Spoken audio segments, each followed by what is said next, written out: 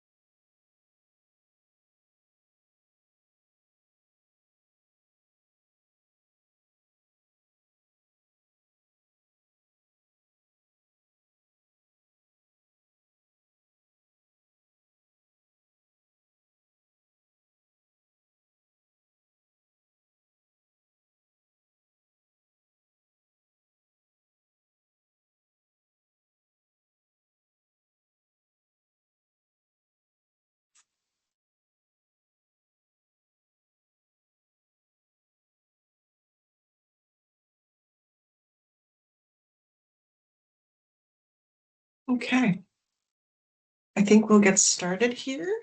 I just wanted to say Happy New Year to everyone. And welcome to our first new webinar of the new year of 2025. We're happy that you're here to join us. Just a reminder of some housekeeping things. So you'll find the chat button at the very top. Please use the chat to ask our team about any technical problems, or if you want to do a general introduction of yourself, please feel free to do that. For our Q&A, we're going to ask people to put their questions in that box. That's for our presenter, for Kate. And we'll allow her to do her presentation, and then we'll take questions at the end. And if you're having any problems with the audio, check your audio settings. There may be something you need to adjust there. And a headset always helps too. So some general engagement guidelines. So we're asking everyone to obviously engage with us, inquire and share ideas and experiences, create a common understanding. So clarify technical terms and acronyms so that everyone knows what those mean. And be empathic, assume good intent with your comments, be curious and listen to others, and disagree respectfully. Share the screen time or the airtime, be mindful of your questions and comments length. Consider considerations for other people as well. So just a land acknowledgement here. So as we come together in this electronic medium, we acknowledge the traditional Indigenous territories on which we gather today, including where each of you have joined us from. Here in Canada's capital, in Ottawa, we acknowledge that we are on the traditional and unceded territory of the Algonquin and Anishinaabe Nation. If you don't know which land you're on, you can always visit the website native-land.ca, and that would be a place where you can zoom into the map and figure out what area you are in.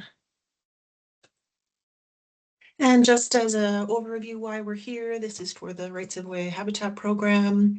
So we collaborate with land managers of energy and transportation rights of way to restore breeding and migratory habitat for monarch butterflies and other pollinators.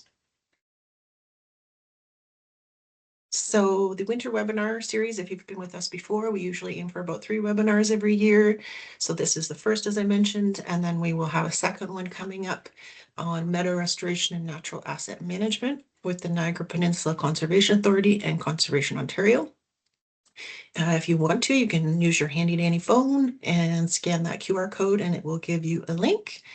And then we also have a QR code up on the screen for our past webinar recordings, which are all on YouTube. So it will take you there. And this webinar is being recorded, of course, and it will be shared. The link will be shared with our registrants by email and can be found on our YouTube playlist.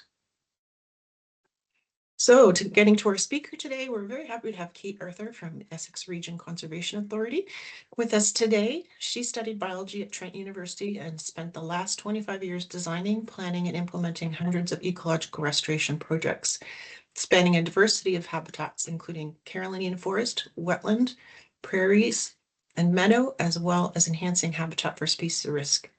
She's been working as a biologist at the Essex Region Conservation Authority since 2002. And without further ado, I'll turn it over to Kate. Thanks. Hi, everybody. Thanks. So glad to see so many people joining us. It's wonderful. Tracy, I do have one question for you. I'm not seeing my presentation up on the screen at the moment. So I'm not sure. Do I need to share that again or?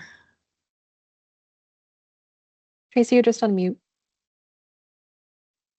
Oops, yes, you'll have to share it again, Kate, if you hit that Oh, share button. okay. So give me a second.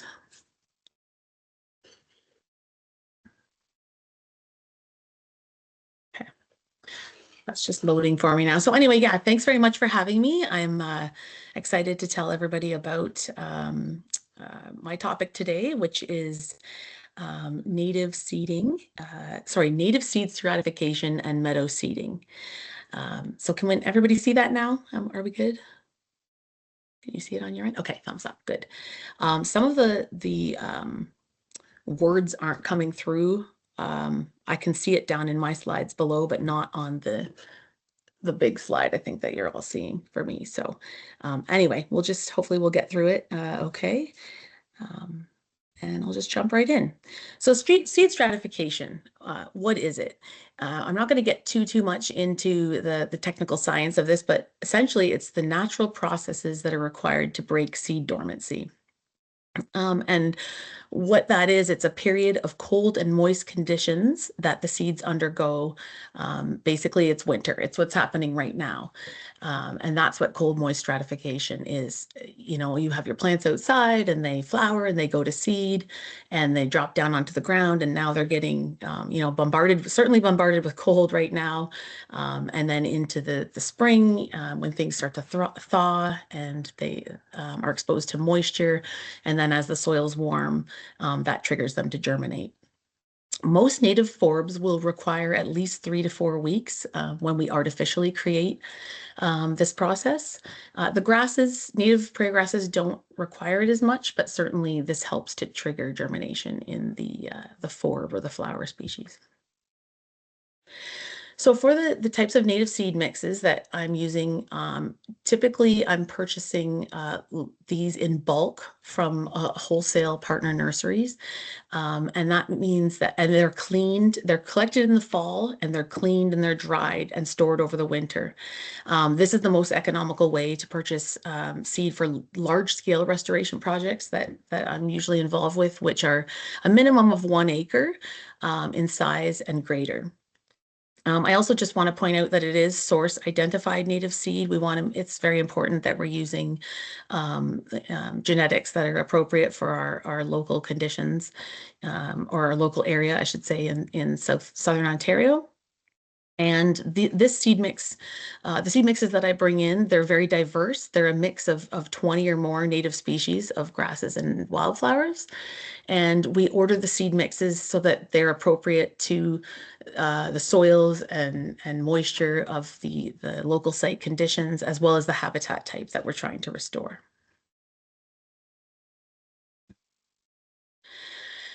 So I'm going to spend a little bit more time on this slide. This is really the meat of the presentation. When Tracy asked me to explain the process of how we do cold moist stratification with those native seed mixes that I just showed you. And really what we're doing here, you can see in the first picture, the large pile that I'm shoveling there, we're mixing that seed with a moist medium. And in this case, it's peat moss. And I want to stress that it's moist, it's not wet, because if you get it too wet, it could actually rot your seed. You can use peat, sand, a number of different things. Over the years, we've sort of honed the process in that using the sphagnum peat moss works the best for us. And I'll explain, there's a number of reasons why. It's not super expensive. It's easily, you can get it easily at most hardware and garden centers. And it's light and easy to work with. It also expands greatly. You can see I've got quite a large pile there on the floor. That's I should mention that that's the IRCA workshop where we're doing the mixing. So you don't really need any high-tech tools or equipment. You just need a sort of a large open space. It's a bit of a dirty process, somewhere that you don't mind getting dirty. And you can see we're using large tarps there and shovels. And really, I have, you can see on the slide, I mentioned pro tips, and I mentioned hot water and a cement mixer. That's basically just helping do some of the grunt work for us instead of having to shovel and pitchfork and get it all fluffed up and blended. The cement mixer really helps with that process. So if everybody's familiar with, if you've ever bought a bale of peat moss, it's quite large. I think it's like 4 cubic feet. It's very compressed. We bring those in, and we basically when you open that up, when you try to shovel some of that out, it comes out in very large chunks, and it almost acts like it wants to repel water when it's all compressed like that. Like if you try to run a hose over it, the water sort of beads off. You need to sort of break it apart to get that water to start absorbing. And then when it is absorbing, it's just like a sponge. It sucks it up. And we did find that after experimenting and playing around with this, that hot water really helps it to absorb better, as well as having it tumbling around in your cement mixer. So what you can't see in that picture is that there's a hose attached to a sink, and we, fill the cement mixer, say about 3/4 full, because you don't want it tumbling out on you when you turn it on. You shovel those chunks of peat moss in there. You have your hose that you can spray hot water in. So when you turn on the cement mixer and it's churning around, obviously you want to be careful, health and safety. We always talk about, don't stick your hand or your shovel in while it's churning around. Let it do its thing. And we usually do this in pairs. Pairs works well. You can have groups of 3. It just helps with sort of doing all one person's shoveling, one person's adding water, turning things on and off. And every spring when we get our seasonal planting staff, and I'm explaining this process to them, we talk about doing the squeeze test to determine the moisture levels in the peat moss. Again, not super scientific at all, but you're looking for a certain consistency of moisture. And what the squeeze test is when you turn off that cement mixer after you've added some hot water to it and let it mix around, and you can kind of stir it up with your shovel. You basically grab a handful of that peat moss and you squeeze it.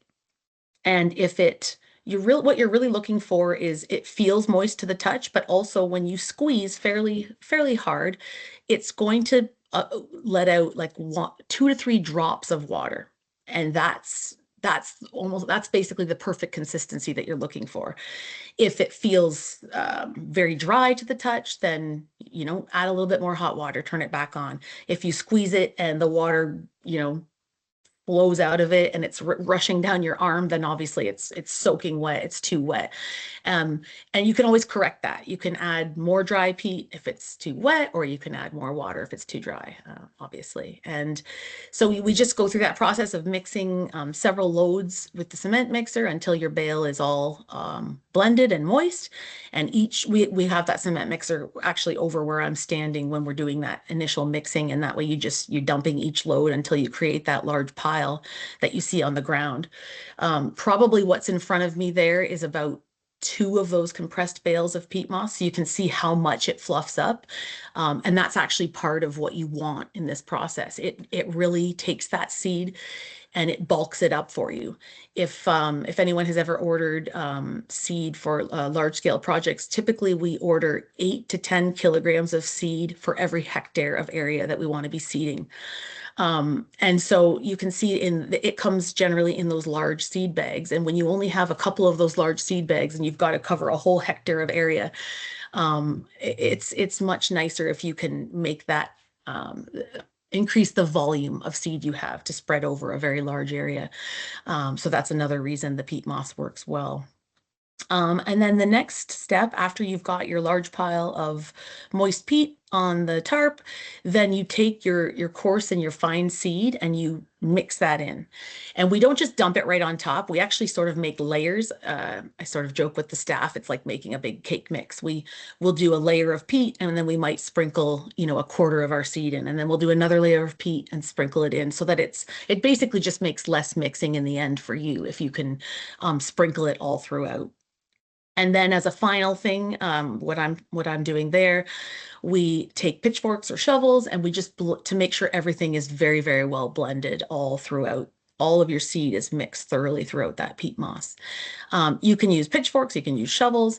One word of caution, you do want to be careful that you're not puncturing holes in the tarp. We do put the tarp down so that we don't lose any of that precious expensive seed. Again, if anyone's ordered native seed, you know it's quite costly. So we want to try to keep everything on the tarp as well as just keeping the area generally tidy.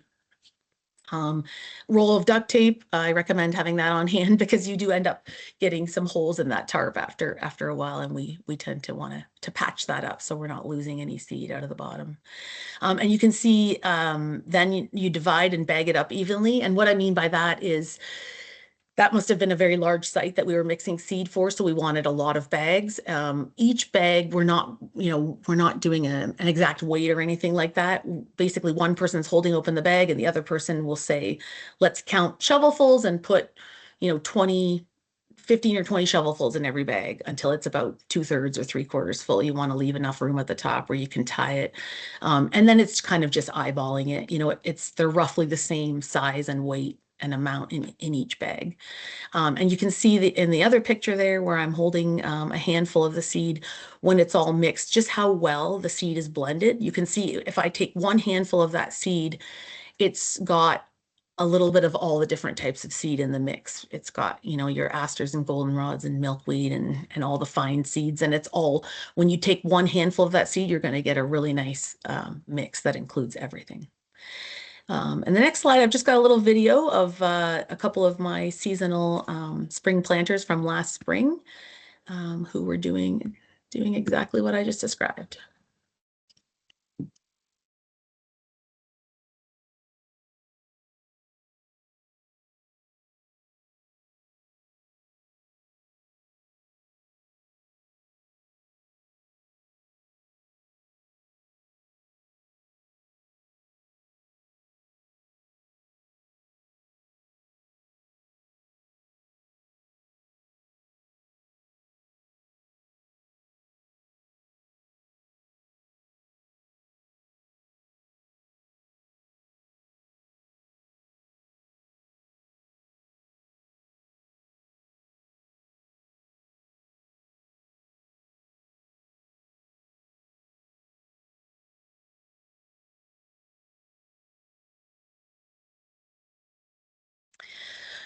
So, like I said in the video, that seed, once that's all mixed and bagged, we bring it to our cold storage, and we do rent a very large cooler space every spring from a local nursery. I think they're actually maybe big, large, giant coolers for winter apple storage. But anyway, we do have that space. It's roughly 3 to 5 degrees Celsius.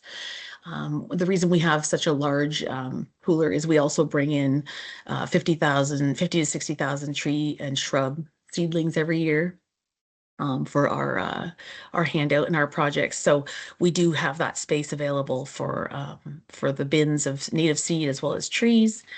As I had mentioned earlier, we do aim for 3 to 4 weeks.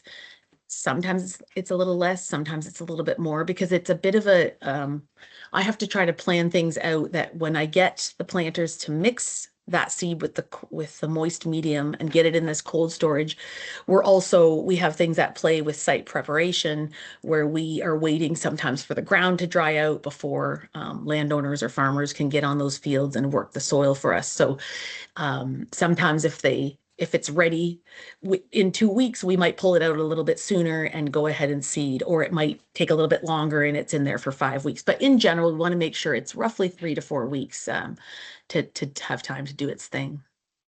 And touching on site preparation, I did want to show you, I guess, the next steps in the process. So we've got our seed mix, we've done the blending with the moist medium, it's in our cooler. So what's next?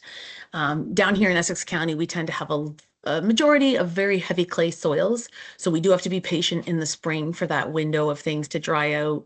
You don't want to get on sites when they're wet. It makes a big clumpy mess. So generally this is, when you see the farmers out in the fields, that's when it's time to get on, it's ready to get on the soil and start working it. And these pictures just show the type of seed bed that we're looking for. You want a really nice clean seed bed to spread that seed onto. So good site preparation is key. Depending on the status of your project site, you may need to do more site prep, like things like if it's fallow and very weedy, you may need to mow and spray out some cool season weedy species. These two sites that I have pictures of are post-ag fields. They were soybean stubble. That's really the best the best scenario as far as site prep. It's very easy, it's clean, it doesn't have a lot of surface trash, just a bit of soybean stubble, and we get a tenant farmer or contract farmer to run across that with a set of discs and packing wheels or a cultipacker on the back that helps to break up those clumps a little bit more fine into a finer medium. And what that allows is really good seed to soil contact, which is very important for getting your native seed to establish. Okay, and so how do we do it? Typically, we hand broadcast the seed onto that prepared soil. And again, not rocket science. You really just need to divide up the seed, the amount of seed that you have, as well as divide up the area to be seeded. What I try to remind everybody that when we're doing this work is the most important thing is to get a little bit of seed everywhere. So it's not going to be like a carpet. It's certainly not precision seeding where you're going to have, one seed every square inch, like with farming. You're not going to have it thick like when you seed your lawn. You're really just going to have a sprinkling of seed. But the key is get a little bit of that seed over the whole site. Staff can do it. The one picture there of the planter with the planting bags on, volunteers can do it. Really anyone can do it. In the one picture there, we have kindergarten kids seeding a pollinator meadow in their schoolyard.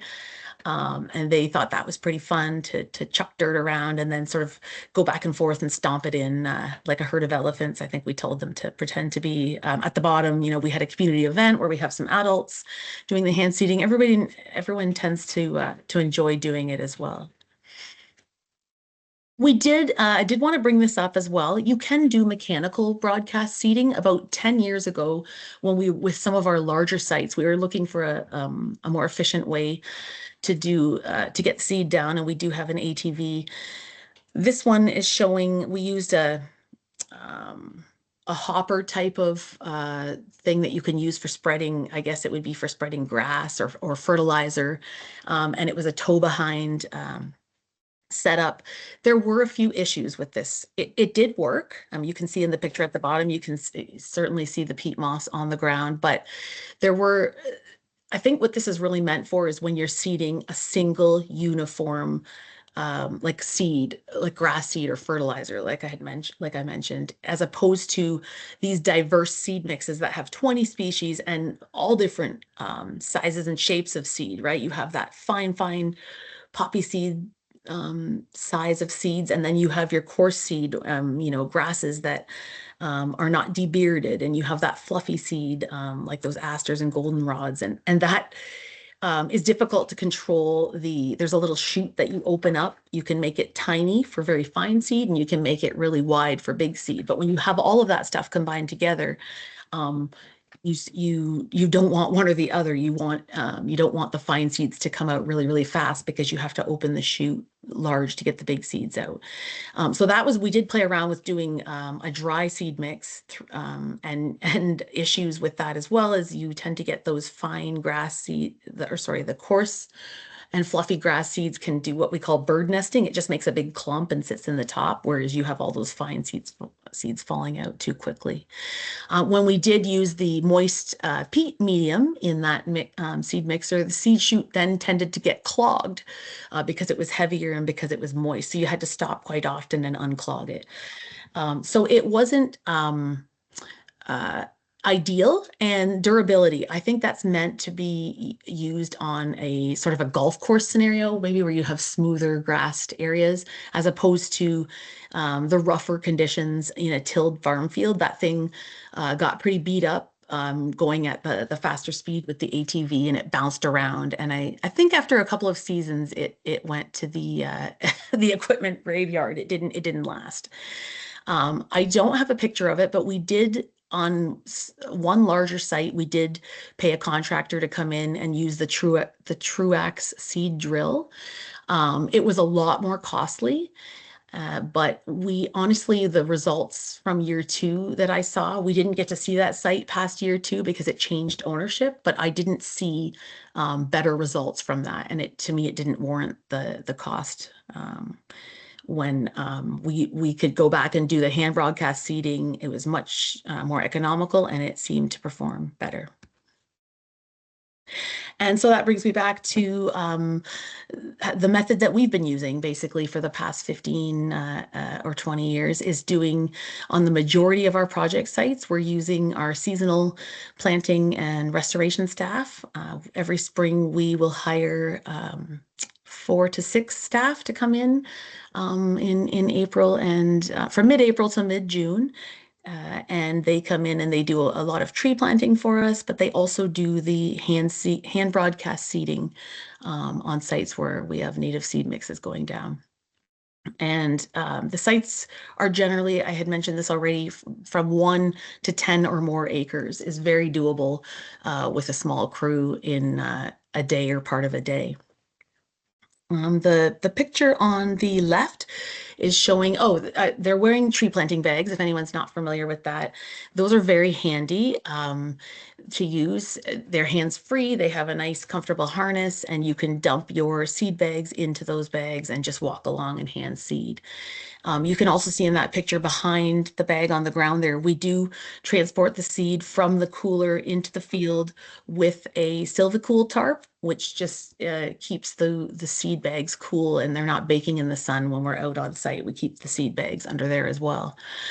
And so, yeah, we divide up that area and we evenly they each have their own area to seed. We give them an even amount of seed. And you can see there they're posing happily after seeding about a 6.5 acre site in an afternoon. It was early June, actually. We seeded quite late into the year in last spring. Oh, and the other benefit of using the peat moss as part of the cold moist stratification, you can see where I'm pointing to what it looks like when you hand scatter that seed mix on the ground. It actually helps to show you when you're seeding an area because it's darker than the soil. It helps you when you're going back and forth seeding to show you the area that you've already seeded. So that's another bonus of that. Oh, and I'm just going to play a little video of the hand seeding.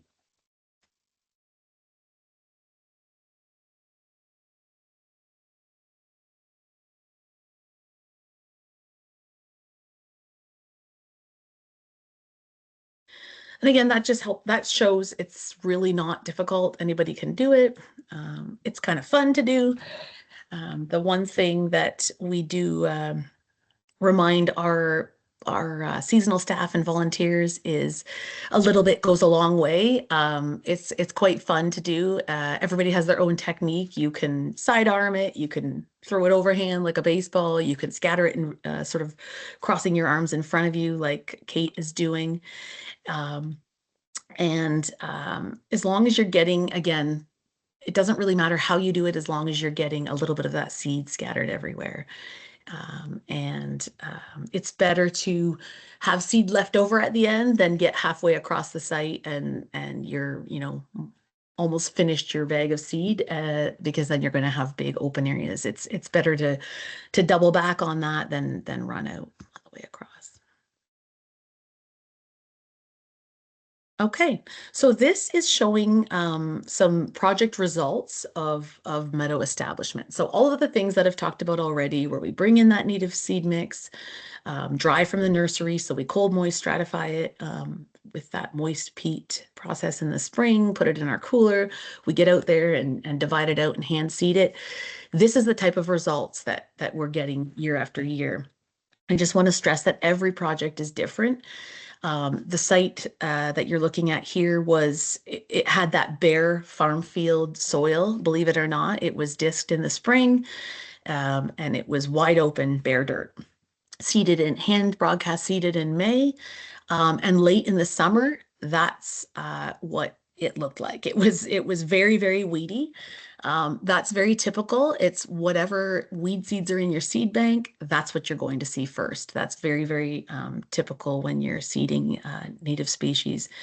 The weedy competition that we typically see on the post-ag soils down here, things like giant and common ragweed, fleabane, foxtail, things like that are quite common. And of course, the soils and the moisture at each site, there's variability that will depend on what it looks like, and even the conditions of when you seeded. If you could get your seed down in early May and take advantage of the spring rains, that tends to do better than if you are waiting till later in May. And down here anyway in Essex County, when June hits, it tends to just it goes, right into the heat of the summer, very, very hot and dry often, and that seed tends to not perform as well as the stuff that was, if you could get it down in late April or early May even. This landowner was not able to do, we often recommend a high mow as summer maintenance. This was left all summer to grow, and so they came in and did some fall mowing maintenance, wanted to knock that all down a little bit more aggressively than I would recommend. That's being taken right to the ground. We usually say to do a high mow. That's a tractor with a brush hog. What the high mow means is you raise that the mower up, the mower deck on the back, and you can leave 6 to 8 inches of growth on the ground. You're really just wanting to knock the seed heads off, the weeds, before they go to seed. Pleasantly surprised that in July of year 2, we came back to this site, and that's what it looked like. It was beautiful. It had, large, you can see there's bergamot and brown-eyed Susan and a lot of other things coming in behind it. It looked amazing in year 2. And then just touching on the fall broadcast seeding, we don't do a lot of this. As I mentioned, we hire staff in the spring. So that's one of the reasons we don't do as much seeding in the fall. I've heard it's a great time to seed because you do get that natural stratification, but we simply just don't have the staff to do it on a large scale.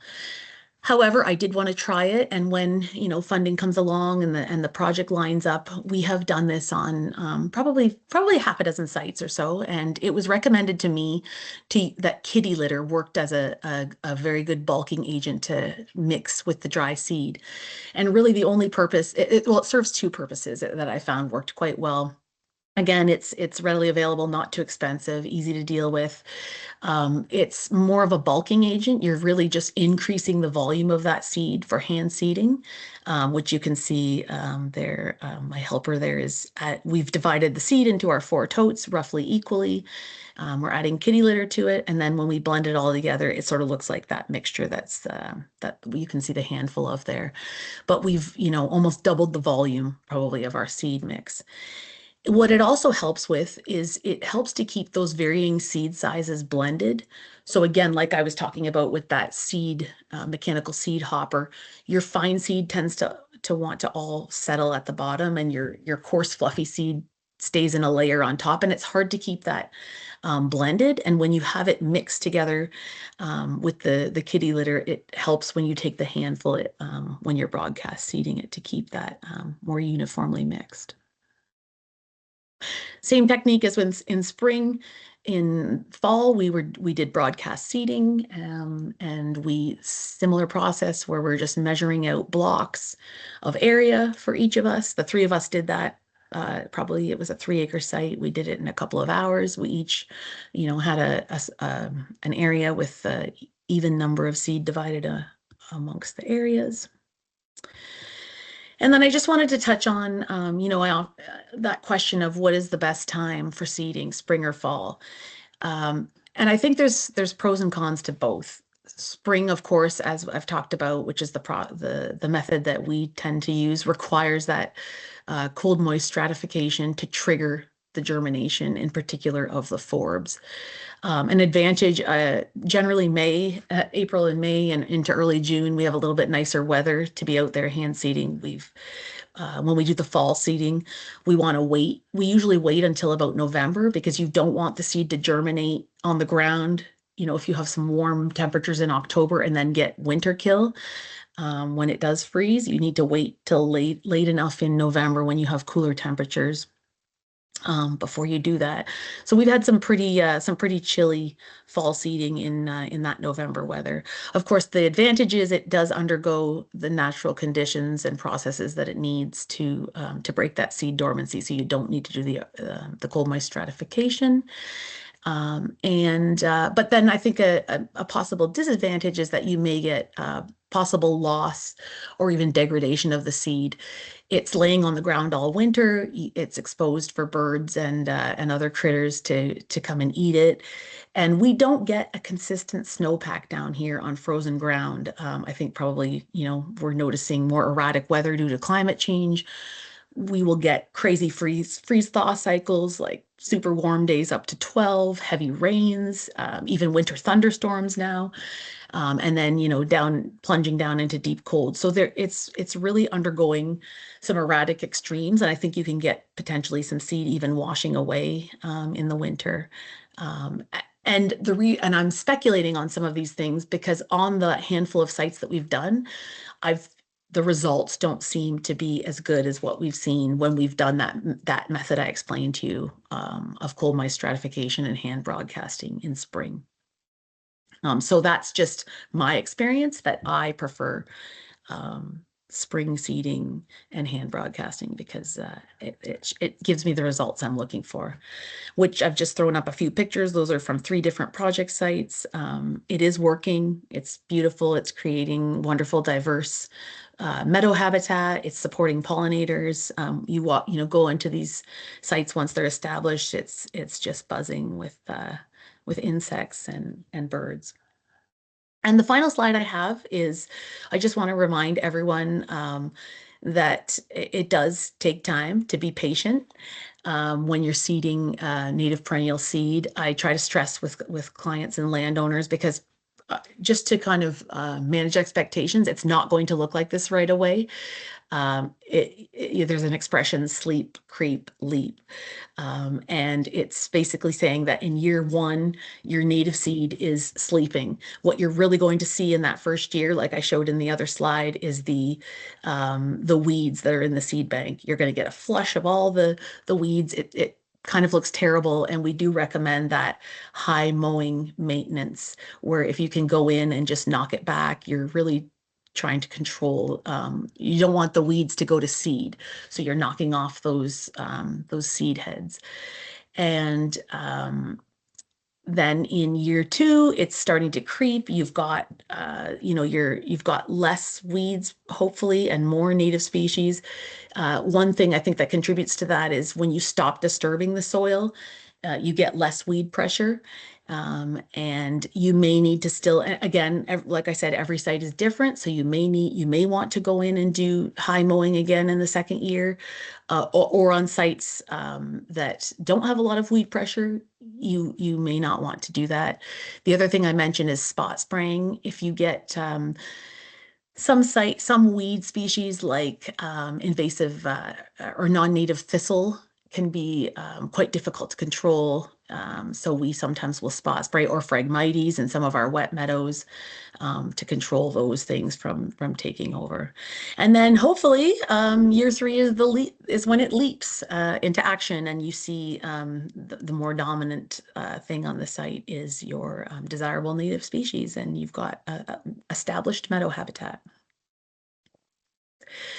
That's it. I'm just going to finish off with the gratuitous selfie. This was a site that was another pleasant surprise and very beautiful. This is also year 2. This is a 10-acre pollinator site that was one of our monarch habitat restoration sites that was funded by Canadian Wildlife Federation as part of that program. And I did want to give a shout out, just saying they've been a great partner on a lot of these project sites over the last 2 or 3 years.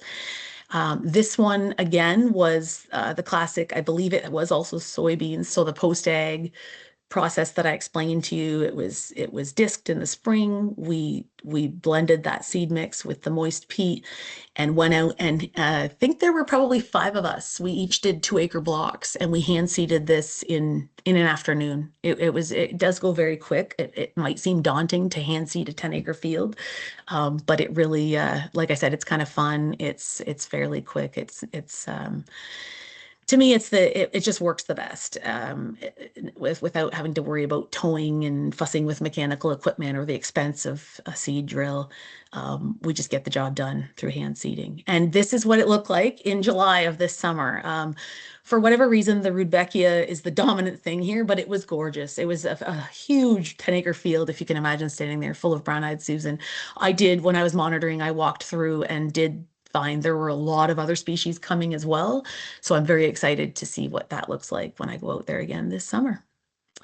And I think I'll just leave it at that. I've probably gone too long, so I apologize, Tracy. There's always lots to talk about, but anyway, thanks very much for listening, and I'm happy to take people's questions. You're perfectly on time. Great.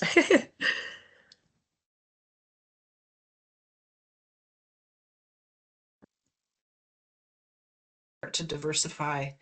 Oh, did I call? Okay, everyone hear me? Yeah? Okay.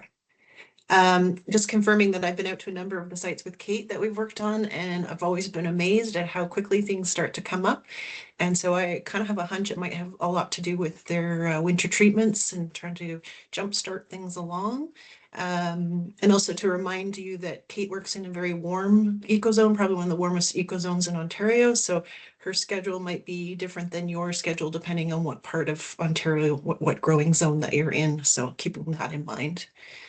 And with that, I will bring up Q&As. It's Vicky to take over.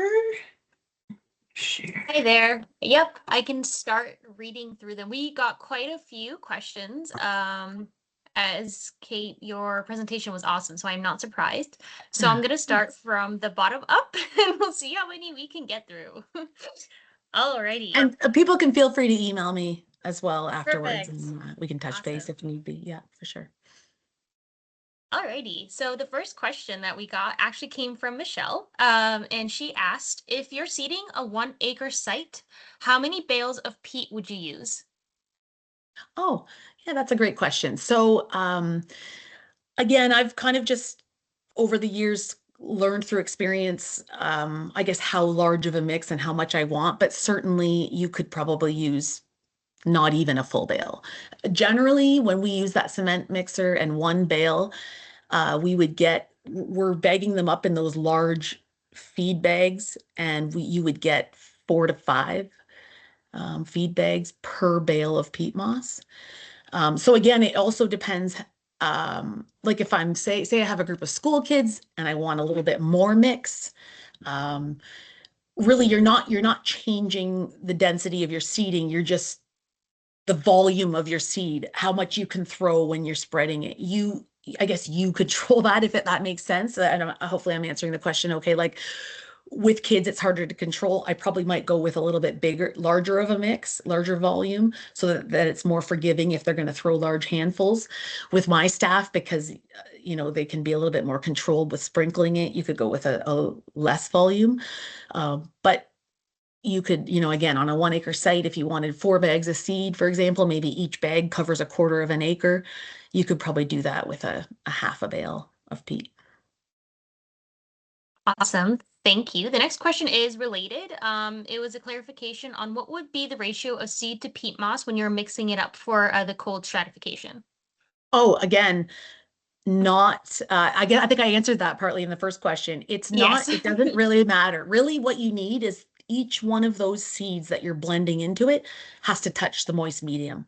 And how much you want to bulk it up is up to you, really. It's the volume for me is we want to have generally more seed on bigger sites. So I think that answers that question. Awesome. Thank you. So this next one came from the chat. Perhaps I misunderstood, but I thought stratification meant that it had to freeze and thaw. But you indicated during the presentation that you kept yours at 3 degrees Celsius. So I guess it's a question related to how cold do you keep the seed when it's cold moist stratifying? Right. So that cooler, that's actually, I was speaking to the forester actually the other day about it to get that temperature threshold. It is, I believe, set to 1 degree Celsius, but it is I think on average, we're getting more about of a 3 degree temperature. He was explaining to me that it's not super accurate and we do get some temperature fluctuations. I think even just having people going in and out and opening the door and maybe just it's an older facility that doesn't keep the temperature, but it is cold enough. I can say that when we bring in dormant tree and shrub seedlings, it keeps them dormant. So it must be cold enough to act like those early spring temperatures, I guess. But you're right, we are not freezing that seed. It is coming, we are dealing with a dry mix, moistening it, and then getting it right into that 3 degree. It could be as low as 1. I don't think it gets to 5 often. I think that's when we have our workers that maybe leave the door open and they're going in, getting large orders out. But I'd say on average, it probably is about 3 degrees Celsius for about a month. Awesome, thank you.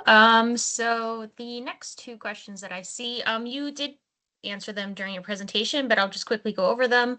And it is talking about, do you ever spread seed, or what is the best time of year to seed with meadow species? And people are asking if you have a preference for fall or spring, but I believe you said that spring you've seen better results from.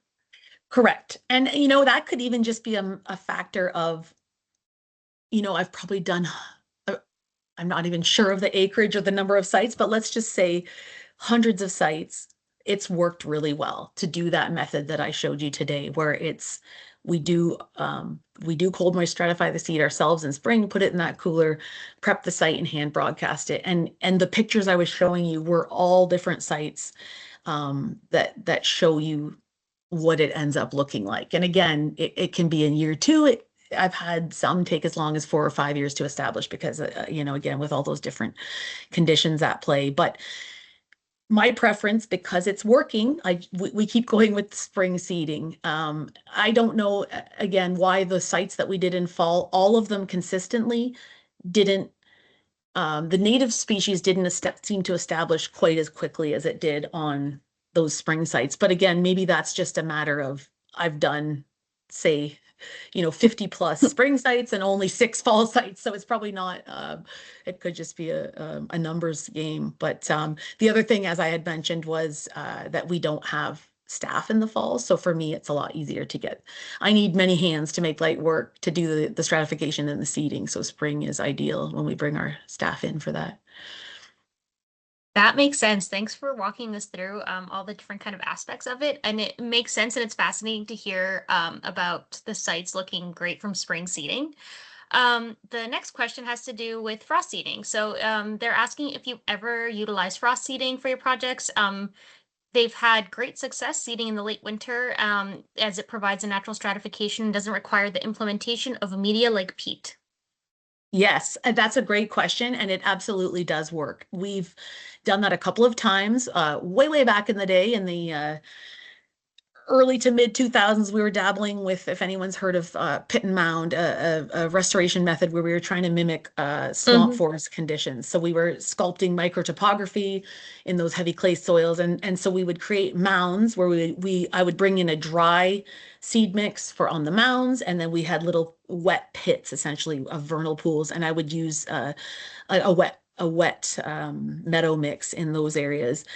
And we just put that out in March one year, just myself and one of our CA techs. The timing of the project, the site prep was done, the timing worked out, and we were able to get that seed down nice and early. There's no reason not to do it. Again, it was just for the purposes of when we have staff, we tend to defer everything until April and May. But it definitely does work. Yeah. Awesome. Thank you. The next one comes from, I'm going to say their name, Connor, as he's he says, I remember the peat method from my time on the IRCA crew. But if a seed comes with its own moist, quote unquote, container, like a fruit, can that be refrigerated and sown whole if it is small enough?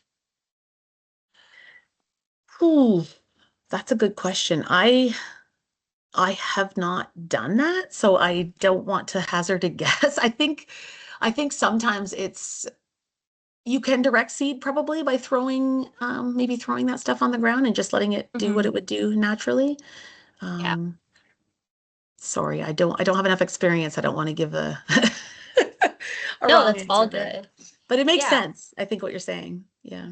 Yeah.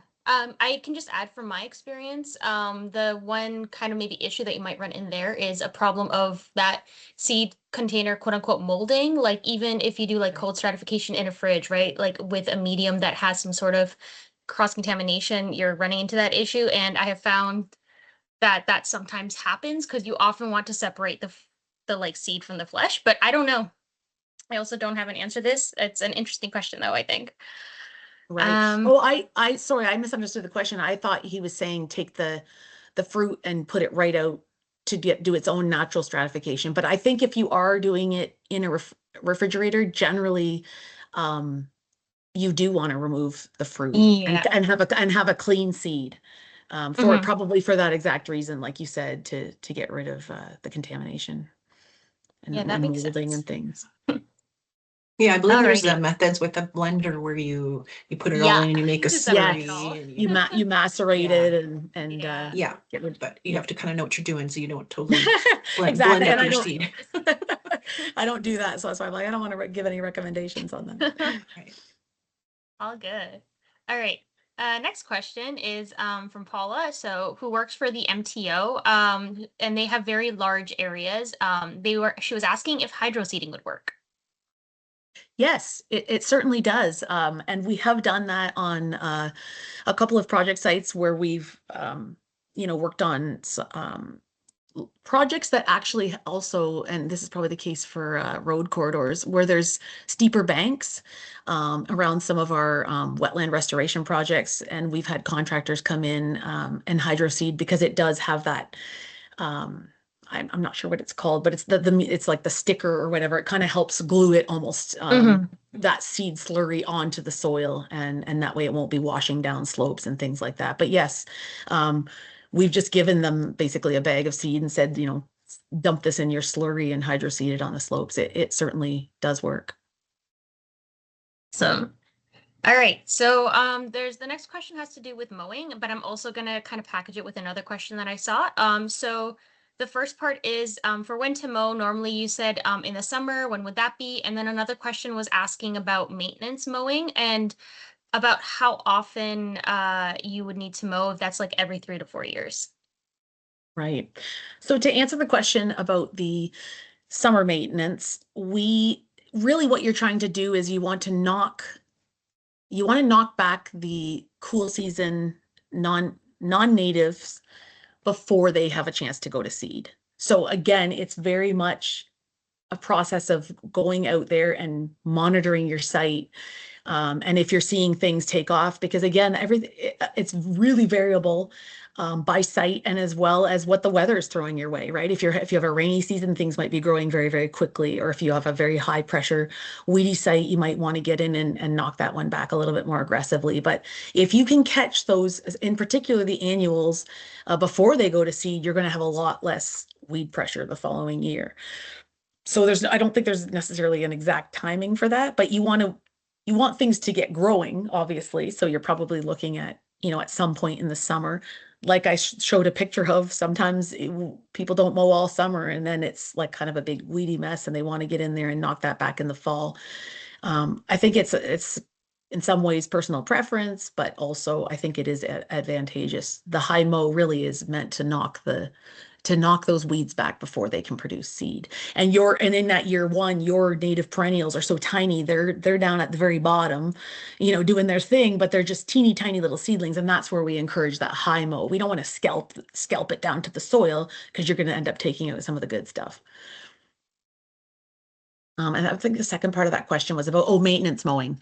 Yes. So again, that's you would need to monitor those sites. So I have sites that are 5 years in, and yeah, we might go in, we've probably started to leave them actually, because we don't really have weed pressure. You're going to be watching for things like woody species starting to invade. Again, you can go in and hand spot treat those things. You can go in and cut shrubs and dab with like chemical control. Obviously, fire can be a tool when there's enough vegetation and it needs to be sort of rejuvenated. I think you want to wait till at least, again, I don't have a lot of experience with these younger sites and on private lands. We don't do prescribed burns for landowners, but eventually I think fire would be an important tool. And if that's not an option, you could even knock them back once a year. It's not going to hurt it. That's what I tell people. I'm like, once it's established, mowing is not going to hurt it, because they're perennials. They're going to come back. But you do want to keep the woody species out, and of course, pesky non-desirables like things like thistle and phragmites and those things that can get in and take over. Awesome, thank you. There's just a comment about bulking agents. Isaac says that rice hulls also work as a bulking agent and is much lighter than kitty litter. That was just a comment. Yeah, that's a great idea. I've never heard it. I'm wondering if he can tell me where he gets that from. And if it's expensive. I'm curious, what's the cost and how readily available. But yeah, that sounds like a good option. Oh, well, while I'm thinking of it, there is one thing I had meant to include in this presentation that I forgot. When we do seed in the spring, another component of that, we do use a nurse crop. We will use, you want to be a little bit careful what you're using, because some things like rye and wheat can be allelopathic and inhibit the growth of the native species. So we tend to have pretty good results. We use just annual clean whole oats, not treated with any chemicals, and you want to use them quite light, maybe 8 to 10 pounds on an acre at the most. And you can also use millet, and both of those things will help to get something green establishing quickly instead of weeds, and it also can provide a little bit of seed for the birds. On one project site at Jack Miner, they actually donated a bunch of sunflower seeds they wanted us to throw into the mix, and that was actually kind of cool, because you had a really beautiful field where the sunflowers were blooming in the summertime, and also was a sort of natural bird feeder. So that was an interesting thing that we threw in the mix as well. But I did mean to mention that in addition to seeding the peat with the cold moist stratified seed in it, we do use a nurse crop of generally annual oats, a light coating of annual oats in the spring. So thanks for the further info there. I just wanted to make a note on time that we are 2 minutes to 1 o'clock. Kate, I was wondering if you have time to take maybe like another 2 questions, and then we can wrap up and provide your email for follow-up. That works? For sure. Awesome. Let's see. There's one question here. This one's from Matt. Do you need to reseed fields after 15 plus years post initial restoration? And is that a similar process, or is there other site prep needed recommended?